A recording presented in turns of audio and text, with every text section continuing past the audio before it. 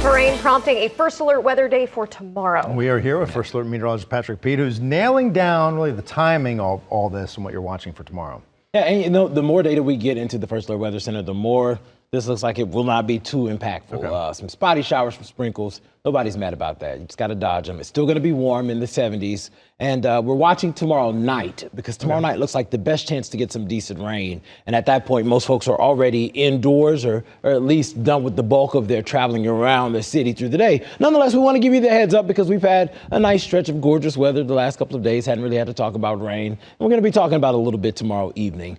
With that, we've seen some warm numbers too. And with warm temperatures, we've seen the pollen counts elevate the last couple of days. It's nearly doubled since yesterday, mainly tree pollen, but also those mold spores have started to creep up as well. And as we look at the next couple of days, well, despite the low-end rain opportunities, we're still going to be unseasonably warm. So we still expect those tree pollens to still be activated through the day. So the pollen count is expected to remain in that moderate territory as we head into the weekend. So if you've already been reacting, the count's going to go up a little bit as we head through the next couple of days. Gorgeous right now on First Alert Satellite and Radar. We're sitting at 62 degrees with a breeze out of the west-northwest, 5 to 10 miles per hour, a little bit cooler than we were yesterday at this hour, but still going to be a very mild night overall. Most of us fall into the 50s to kickstart the day tomorrow. And if we look to the north and west, there is that low-end chance for a rogue storm to severe storm across Tennessee and Kentucky. Thankfully, that does not extend into Georgia. We have no risk for severe weather tomorrow, but we could get a stray rumble of thunder. So don't be surprised tomorrow night if you get a few strikes of lightning in your vicinity.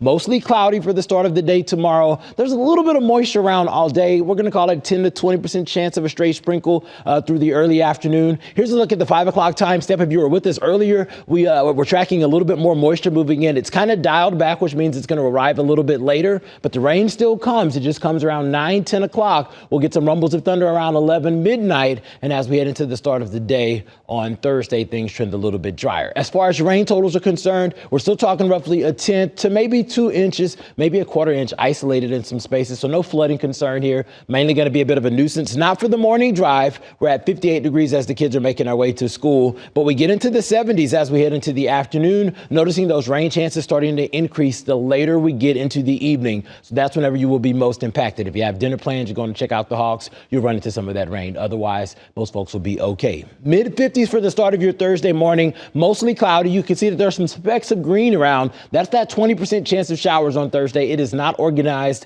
It is not widespread, but do not be surprised if you run into an isolated sprinkle on Thursday. We're going to keep that story going for Friday as well as temperatures climb towards the mid 70s. We get into the upper 70s on Saturday, and Saturday looks fantastic. By far the best day in the forecast. Unfortunately, a very unsettled weather pattern will take hold as we head into your Sunday, Monday, Tuesday, where we're going to be tracking cooler temperatures and rising rain chances.